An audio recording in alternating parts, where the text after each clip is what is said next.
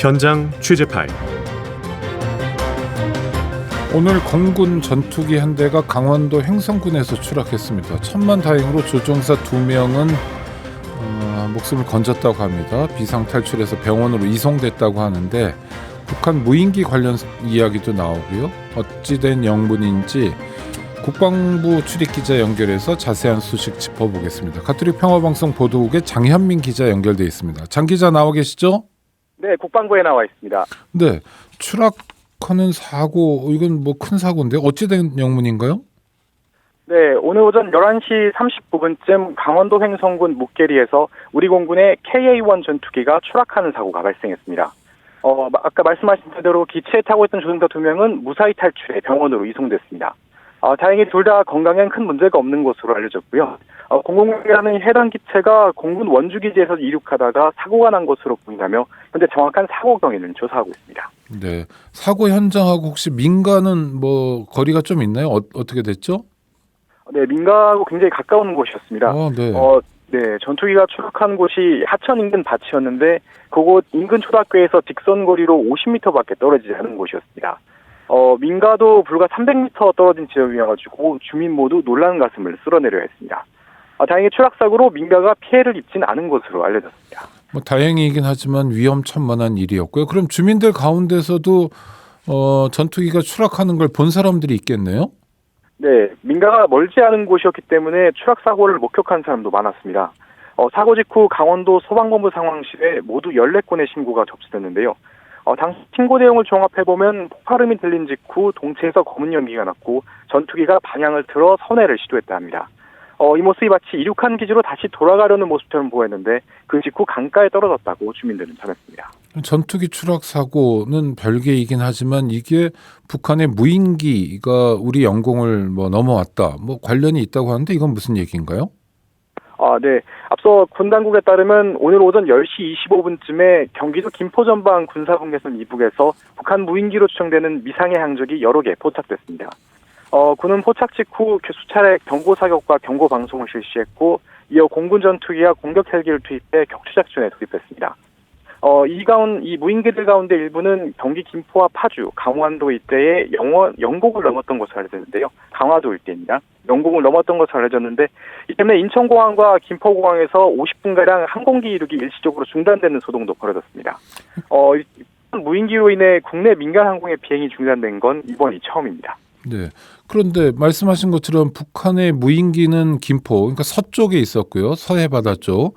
원주는 동쪽인데요. 이게 관계가 있는 얘기입니까? 네. 오늘 추락한 이 KA-1 전투기 같은 경우에는 이제 지상군의 화력을 지원하는 작전에 주로 투입되는 경공격기입니다. 아까 말씀드린 것처럼 이제 격추작전을 현재 진행 중인데요. 이 격추작전을 지원하기 위해 이 KA-1 전투기가 떴다가 사고가 난 것으로 알려졌습니다. 현재 이 격추작전은 현재도 진행 중인 상황입니다. 장 기자, 방금 설명하시길 오늘 오전 10시 25분쯤에 북한 무인기가 우리 영공을 침탈했다는데 네네. 아직도 격추하지 못하고 좀 저녁이 되도록 격추작전을 진행하고 있다는 건가요? 네, 현재 아직 작전은 현재 계속 진행 중인 것으로 알려졌습니다. 그러니까 국민이 군을 걱정하는 상황이 계속 반복되는 것 같은데요. 하여튼 북한 무인기가 영공을 넘어온 사례는 그전에도 있었죠? 네, 북한 무인기가 영공을 침범한 게 처음으로 드러났던 거는 지난 2014년이었습니다. 경기도 파주와 강원도 삼척, 백령도 등에서 연이어 이제 북한 무인기 잔해가 발견되는 건데요. 이외에도 2015년과 2016년에도 수차례 무인기가 영공을 위협한 적이 있습니다. 가장 최근 사례는 5년 전인 지난 2017년에 강원도 인제의 한 야산에서 북한 무인기가 발견됐던 건데요. 이 무인기는 경북 성주의 사드기지까지 내려가서 그 일대를 촬영한 것으로 나타나서 당시에 큰 충격을 주기도 했습니다. 네, 무인기라 하더라도 흔히 얘기하는 드론 같은 거잖아요. 이것도 우리 이 영토를 들어오면 9.19 군사합의를 위반한 것 아닌가요? 네. 방금 말씀하신 것처럼 이제 드론이라고 하셨는데요. 네. 이번에 경고. 전화 연결이 잘 안 됐습니다. 그러니까 무인기를 보낸 건 9.19 군사합의 위반이 아니냐고 물었고요. 무인기를 흔히 드론이라고 하지 않냐까지 얘기했고요. 지금 상황은 오늘 오전에 북한의 무인기가 대한민국 영공을 침탈했고 그에 대한 대응을 하는 과정에서 강원도 원주 공항에서 출발한 대한민국 전투기 한 대가 횡성에 추락했다는 겁니다. 천만다행으로 2명의 조종사는 생명을 건졌고 생명에 큰 지장은 없다는 건데요. 자, 다시 우리 가톨릭 평화방송 보도국의 장현민 기자 연결돼 있습니다. 연결해 보겠습니다. 장 기자. 네, 나와 있습니다. 네네. 9.19 군사합의 위반이 아니냐 이런 질문까지 했습니다. 네네. 일단 결론적으로 말씀드린다면은 9.19 군사합의 위반에 해당하는 사안입니다.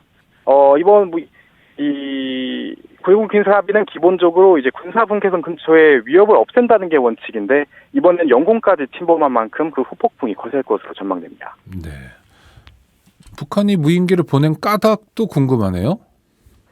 네. 최근 북한은 정찰 능력 향상을 위해서 정찰위성 개발에 박차를 가하고 있습니다. 지난주에는 시험 발사한 정찰위성에서 찍었다는 서울과 인천 상공의 흑백 사진을 공개하기로 했었는데요. 다만 공개된 사진만 봤을 때 사진의 해상도가 인터넷 지도보다도 떨어지는 등 기술 수준이 아직 떨어진다는 게 대체적인 평가입니다. 이 때문에 이전까지 성과를 냈던 무인기를 통한 정찰에 주력하고 있는 것으로 보이는데요. 이번 영공 침범 역시 동계훈련 중에 정찰훈련의 일환으로 넘어온 것으로 보인다는 평가가 나옵니다. 네, 이상 국방부에서 전해드렸습니다. 네, 지금까지 가톨릭 평화방송 보도국의 장현민 기자였고요. 도중에 전화 연결이 원활하지 못했습니다. 죄송합니다.